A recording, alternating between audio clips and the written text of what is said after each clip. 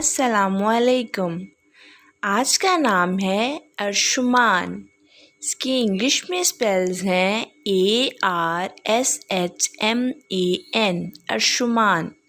مذہب ہے مسلم۔ جنس ہے اس کا لڑکا،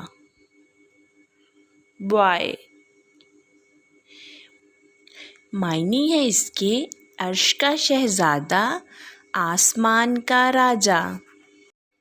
تفصیل ہے اس کی ارشمان شہزاد محمد ارشمان۔ حروف ہیں اس کے 6 حروف، 1 لفظ۔ Please subscribe my channel, like, comment and share. اپنے نام کا معنی جاننے کے لیے کمنٹس میں اپنا نام لکھیں۔ اوکے ڈیئرز، پھر ملیں گے نیو نیم کے ساتھ۔ اللہ حافظ۔